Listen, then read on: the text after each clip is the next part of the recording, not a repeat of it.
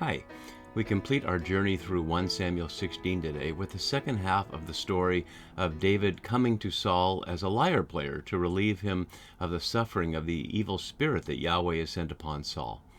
And you can see on the right side of the screen, I've color-coded the three stories that scholars often talk about as potentially from three different sources, showing how David is introduced both to Saul and to the reading audience or the listening audience in three different ways. First, in the blue one that we saw in the beginning of the chapter, where Samuel anoints him as God's Messiah, and the one we're on now in the green, where a search is made for a skillful musician and David is found, and on the right side in the pink, the story that will follow, the much longer story, hence the small print of David and Goliath, and David being introduced to Saul as if Saul doesn't know him.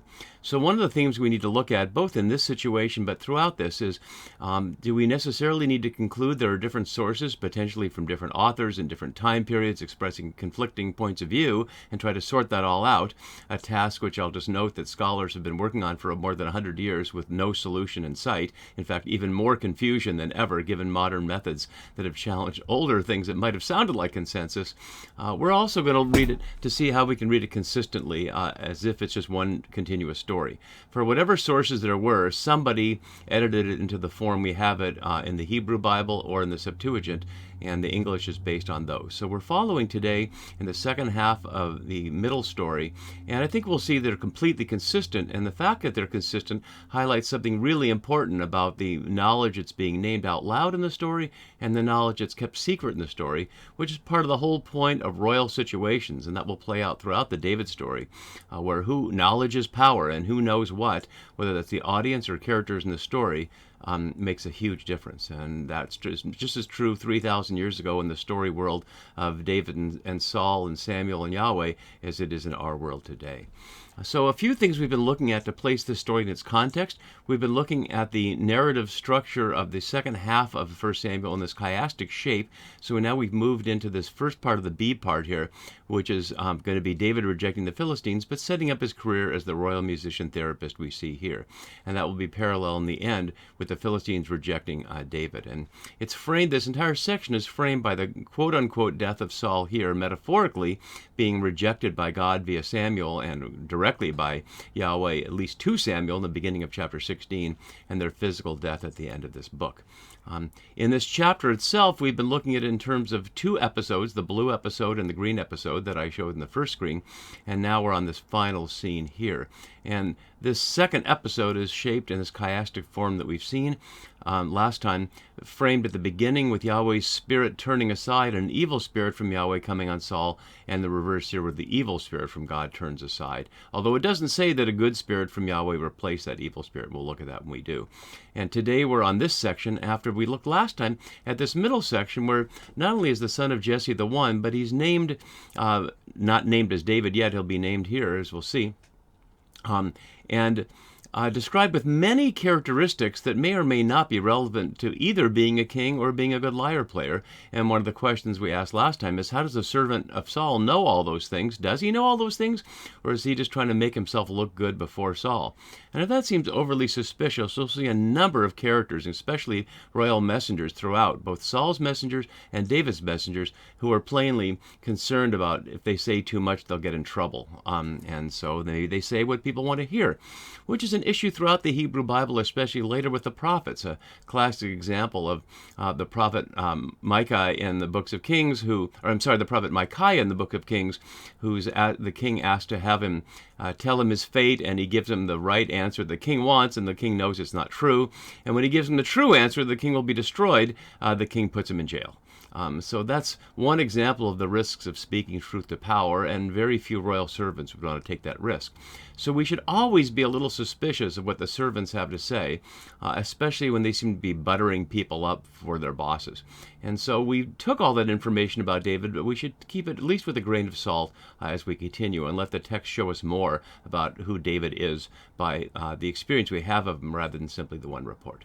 So we pick up here in verse 19, and one of the themes that's immediately there is one we've been looking at throughout, which is the comings and goings in this chapter. The blue ones here are the comings, and the pink ones are the goings.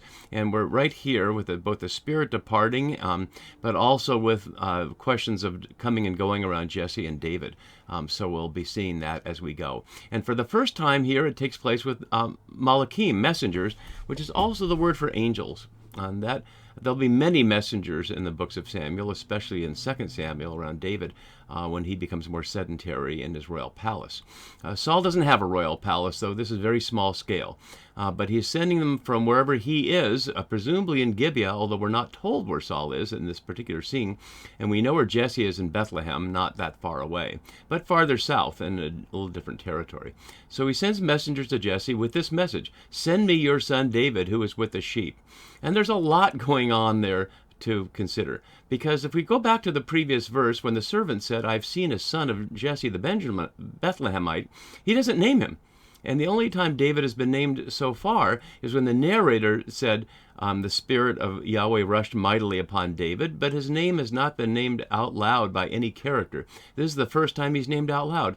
And how do we expect a servant of Saul to know the name of a Bethlehemite's son? And why is he naming him here? And how does he know he's with the sheep, which is not part of the description here?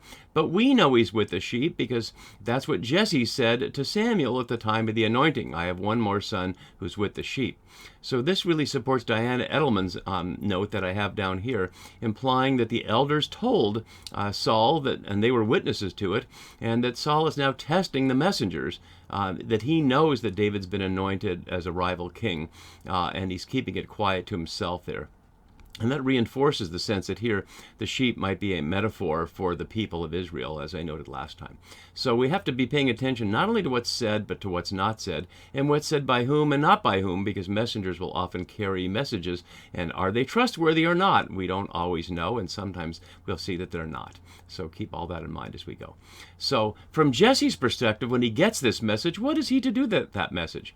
As far as we know in the story, Jesse knows that his son David has already been anointed by Samuel to be king, but whether he knows that Saul knows that, we don't know. You see how complicated this can get. We don't know if Jesse knows that Saul knows that David's been selected. So if Jesse assumes that Saul knows that, he might be very afraid of a message that send me of somebody who's been made my rival, and that would be the death of David. But what if he says no? What if Jesse doesn't know that David's been anointed by Saul, or that he knows that, but he doesn't know that Saul knows that David's been anointed by Saul? What does he think that the king is asking him to send his son for? He doesn't give any reason. Just send me your son. Is it to use him for some purpose? If I were Jesse, I might be afraid of that. But we don't hear what Jesse feels. We only see what he does, which is he takes a donkey, echoing Saul's initial quest for the lost donkeys, and is a symbol of monarchy. As I noted last time, even in New Testament times, 1,000 years after at least the story world of our story here, Jesus rides into Jerusalem on a donkey and is proclaimed as king from the book of Zechariah. So a royal symbol to give to a king, loaded with bread, a skin of wine, and a kid, expressed in an interesting phrase here, ugdi uzazim, and it's a double odd thing. It's weird to translate it literally because it means something like a young animal goat, because the first word means any young animal, and the second word means a kid, like a young goat in particular. So it's an odd double phrasing. But the word gedi here is only one other time in Samuel, and that's echoing the scene from 10:3, which we'll go back to here, where Saul is being told what to do to go meet, or told by Samuel what to do for all these things, and all these three men carrying the kids and the loaves of bread and the wine. So the same elements there, the bread, the wine, and the kid, sent by Jesse by his son David to Saul. And Jesse doesn't seem to come with him. David just goes. Does David know why he's being sent? We don't know. And if we assume that the two stories fit together, not from different sources, we know that David knows that he's already been anointed to be Saul's successor, but David doesn't say a word. And so let's look at how that unfolds in this intriguing way here, and starting in verse 21. Falcoman interprets this scene down below in this way: no matter how cruel and paranoid Saul may act, the start of his relationship with David is good, sound, and warm. It is precisely because of this that the pain becomes even more heartrending for Saul when he has to turn against his rival. But is that the case? Falkelman, who's one of the most close and careful readers of anybody out there, his 4-volume commentary in the books of Samuel are over 4,000 pages long. And he's a very good psychological reader as well. I've learned so much from him. But I really want to wonder here, is he taking this at face value? Is this all Saul setting this up to get David under his control where he can keep an eye on him? Let's look a little closer at some of the language. So David came to Saul. Here, as Polza notes, it's David, not Saul, who's in control, as a sign of God's favor and control. But he still hasn't spoken. The phrase translated entered his service is more descriptive than that. It's literally from the Hebrew, and stood before his face. So he comes there as if, here I am, what do you want? But we don't hear any. There's no conversation between them at all. Not one word from Saul to David, not one word from David to Saul in this entire scene. And then we're told something by the narrator that only the narrator could know. This is from the Septuagint, not in the Masoretic text here. So it has that Saul loved him. And this is the first time we're hearing ahab, the Hebrew word for love, since the very first chapter, where it was Elkanah, Hannah's husband, saying he loved him, that he loved her. And that was the beginning of the metaphor that Polson presented, that his love stood for Yahweh's love for Israel, and so his claim there that am I not worth more to you than 10 sons would suggest that Yahweh's worth more to Israel than 10 kings. And so the whole book started with that, and now there's this restart in the rise of David, which certainly implies that however the books were originally written, somebody edited this introduction of the David story to be parallel and distinct from the beginning of the Saul story, which doesn't begin with Saul, but begins with Samuel. So it says he loved him, and we'll talk more about the love notes down below later. And he became his armor bearer, although the phrase doesn't have to mean that. Nosi Halim in 1722, as my note below says, the same phrase is translated as keeper of the baggage, because the word can simply mean a keeper of any kind of vessels of one kind or another. So it could be someone like a Sherpa who just carries like the baggage carrier, but here the translator implies armor bearer. But either way, the point was to be a lyre player. And it says Saul loved him, and he did this to him before David even plays the lyre, which really underscores the question of whether this is sincere at all, of whether Saul knows that he's trying to bring David there not to be a lyre player, but just to keep an eye on him. But again, it wasn't his idea. It was his servant's idea. So there's all kinds of things that we have to wonder about that are not being said and revealed here. So after that happens here, and starting in verse 22, as Edelman notes, knowing that David has been anointed by his successor, Saul has neutralized him by moving him to the court for constant surveillance and by making him personally responsible for protecting the life of the existing king, in her own words, which I was more or less paraphrasing just before that. So Saul sends to Jesse saying, let David remain in my service, and there's some translation issues here. As so often, the NORSV leaves out the na phrase, the please, so he's asking this as if it's not a command. The ascending for David was a command, but now this is a request of David's father. So let's stand, please, David, before my face, or literally toward my face, matching what we heard up here where it's literally, and David stood before his face. So it's being translated as entering his service, and that sort of abstraction is much more personal in the Hebrew. And the Hebrew so often talks about interpersonal relationships as being in front of somebody's face, including Yahweh's face. So let David remain or stand in my face, for he has found favor in my eyes. The phrase for found favor is a number of times there, and having royal favor would certainly be a good thing.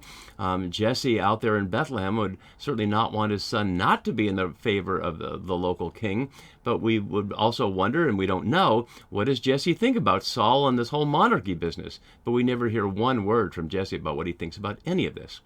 He's found favor in my sight, which is, say, in my eyes, which carries the ironic element that we've been seeing throughout this chapter, that Yahweh told Samuel that it wasn't Eliab, the first son of Jesse that appeared, that Samuel is seeing wrong. He's looking with his eyes rather than looking on the heart.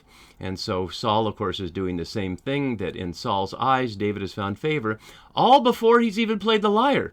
And notice that becomes the end of the chapter.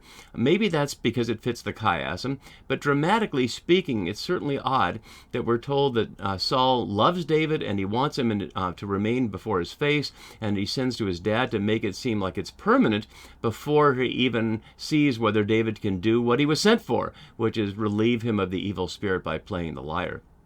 But the narrator doesn't leave that out, so let's look at our last verse here. As Brueggemann notes below, Saul's desperate concern was how to have the spirit of life available rather than the evil spirit. The narrative makes clear that David makes the spirit of life available to Saul. And as much as I love Walter Brueggemann's work, and as much as I've learned from him, I would want to question Brueggemann too, whether he's accepting the text more on face value.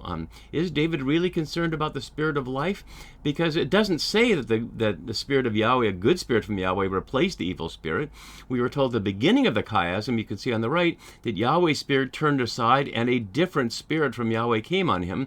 And now we hear the evil spirit from God. When it came upon him, David played the lyre and he was relieved and the evil spirit departed, but it doesn't say that any spirit replaced it.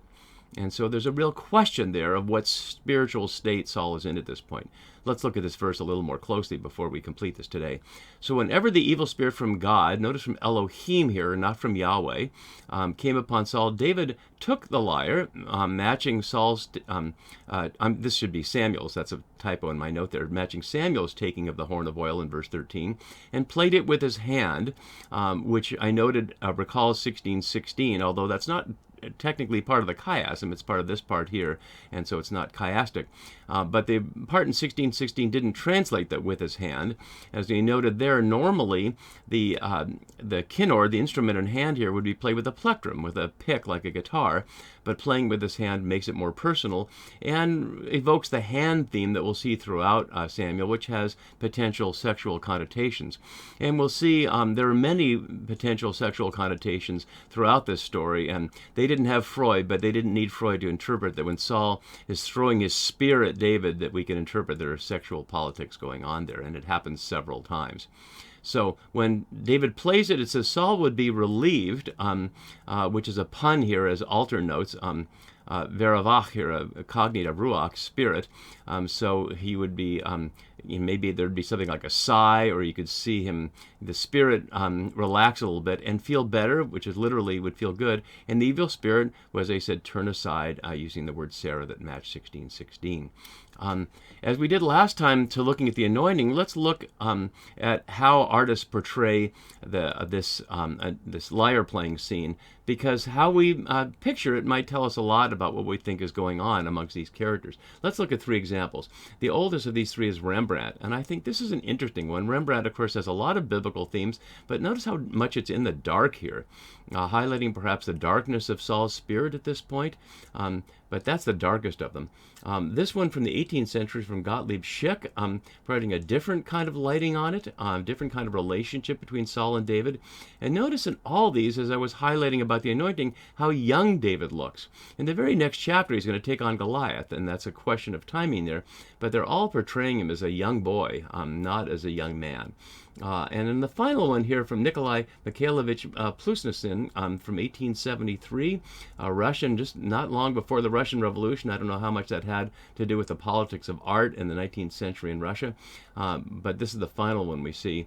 And all of them portray Saul a little differently, and all of them portray David a little differently, because the text doesn't give us any description directly. So now David's been introduced both to us as readers at least, and to the elders and to David's brothers as a Messiah.